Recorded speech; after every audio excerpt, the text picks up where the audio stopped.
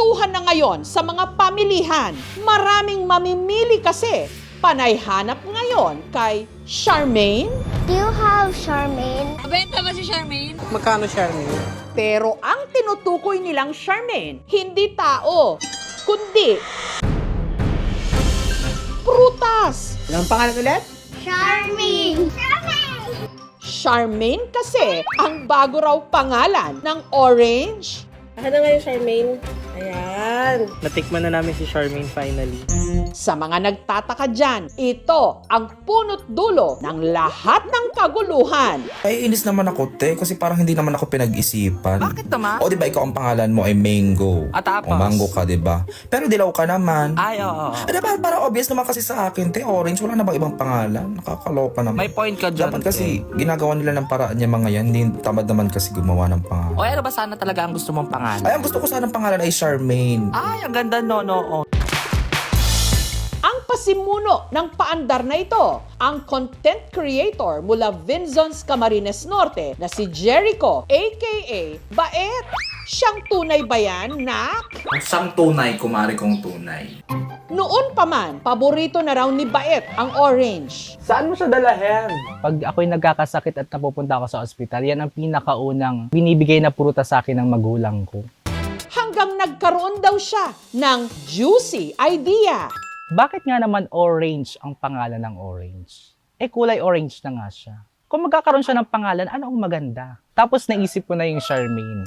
Agad niya itong ginawa ng skit and a meme is born. O ano ba sana talaga ang gusto mong pangalan? Ay, ang gusto ko sanang pangalan ay Charmaine. Pero teka, bakit naman Charmaine ang napagdiskitahan mong pangalan, Baet? Nagagandahan talaga ako dun sa pangalan. Kasi parang feel ko pag sinabi mong Charmaine, nagahalong tamis at asim. Pero yung asim niya is parang nakakakilig sa mga tao. O di ba ang kulay ko yung orange? At ang hindi raw inasahan ni Baet, si Charmaine, papatok ng bonggang-bongga. So, rehistrado ka na. Nabago na yung pangalan niya. Charmaine. Nandito na si Charmaine sa Canada and marami siyang version. What do you call this here in Laos? Magiyak But in Philippines? Charmaine. May keychain at sarili na ring animation. Gusto ko sanang pangalan ay Charmaine. Ay, ang ganda, no. Sayang. Ayawan ko ba dyan? Grabe, as in, na culture shock ako. Di ko alam na ganito pala yung pakiramdam nung para akong artista. Nakakatuwa naman kasi nakikita mo yung support talaga ng pamilya mo. Pero sana iperahin na lang. Dinagali ako sa PSA. Ay, pumila ka doon. Kaya tinuloy-tuloy na niya ang kwento ni Charmaine. Naryang pinanotaryo na nito ang kanyang bagong pangalan. Ipanotaryo natin yan. Sana naman ay baguhin mo. Oo, Charmaine. Nagsanga-sanga na rin ang Charmaine Multiverse. Nagkaroon ng iba pang characters.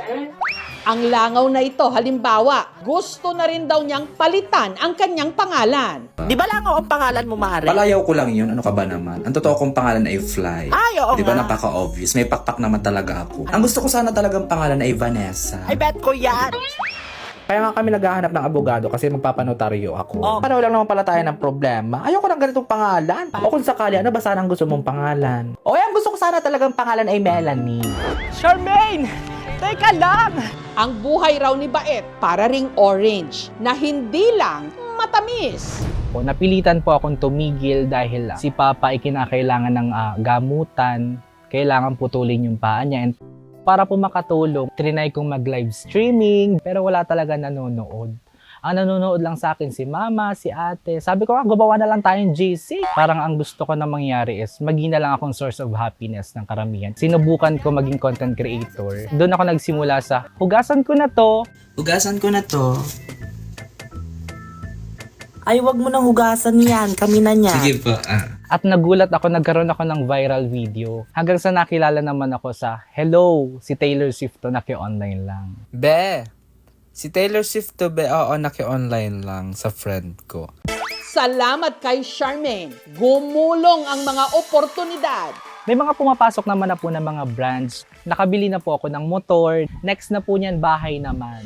Pero kung pwede naman ipa-advance ko na ngayon, send mo na lang sa akin.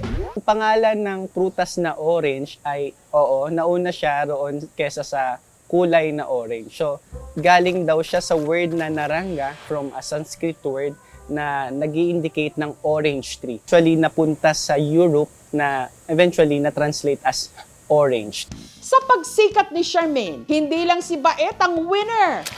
Pati na syempre ang mga nagtitinda ng mga Charmaine oranges. Gaya ni Adelaida na may pwesto sa bagsakan ng prutas dito sa Quezon City.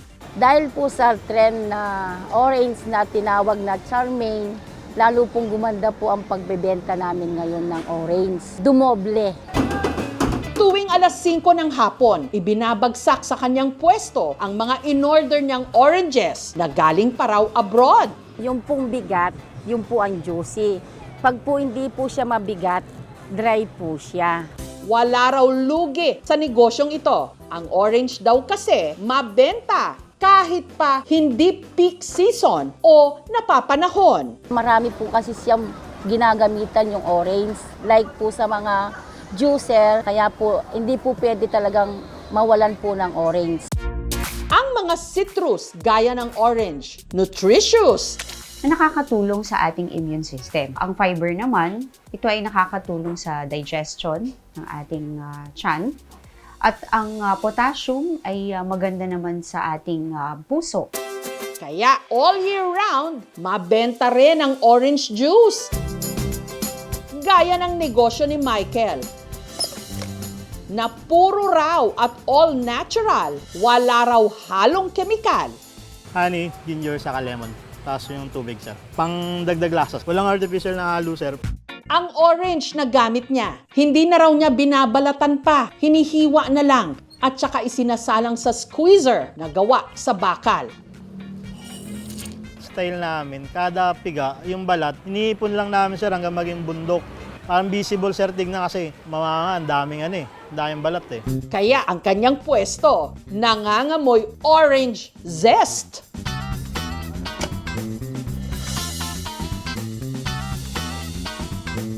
Kada baso, 50 pesos. Refreshing but masarap po siya. Kada araw, nakakaubos daw siya ng halos 20 crates ng oranges at kumikita ng 6,000 pesos. Tubong Charmaine yan? Nagulat ako. Araw-araw marami nang bumibili. Kalibutan na kami ng tao. Charmaine, una, hindi ko po naiintindihan eh. Nung sinerch ko, sir, yun. Kaya kada minsan may dumadaan, imbis na orange, Charmaine. Dito sa Pilipinas, meron tayong klase ng citrus na hindi man kulay kahel o orange, sintamis din naman ng imported. Ito ang dalandan. Sa ekta-ektaryang tanimang ito sa makilala Cotabato sa Mindanao, may halos 1,500 na puno ng dalandan na itinanim at pinalago ng Green Thumb ni Toto. Kada linggo, nakaka-harvest sila rito ng 2 toneladang dalandan. Ang mga naaabot nilang dalandan, kanila lang ginugunting para anihin. Ang mga nasa itaas na bahagi ng mga puno, inaakyat gamit ang hagdan. Ang dami naming farmer na pareho naman kami na producer. Pero pagdating sa lasa, iba talaga yung sa amin. Si Papa ko, nag-join siya ng seminar training about grafting, budding. From then on, nag-start siya ng sarili niyang business, which is the plant nursery. Si Mama ko is working po as isang company sa Davao, which is in line din po sila sa fruit. Yung boss ng mother ko, binigyan siya ng isang seedling, which is eto nga pong oranges namin ngayon. Hanggang noong 2004, nagtanim na sila ng dalandan. About 3 years, nakapagtanim kami ng almost 500 trees. Kailangan i-consider talaga yung fertilization. And of course, yung tinatawag natin na TLC, that tender love and care. Sobrang juicy niya. O ano ba sana talaga ang gusto mong pangalan? Ay, ang gusto ko sanang pangalan ay Charmaine. Ang buhay parang Charmaine o orange lang. Kapag maasim pa, konting hintay. Dahil sa tamang panahon, ito rin ay tatamis! Thank you for watching mga kapuso! Kung nagustuhan niyo po ang videong ito, subscribe na sa GMA Public Affairs YouTube channel And don't forget to hit the bell button for our latest updates.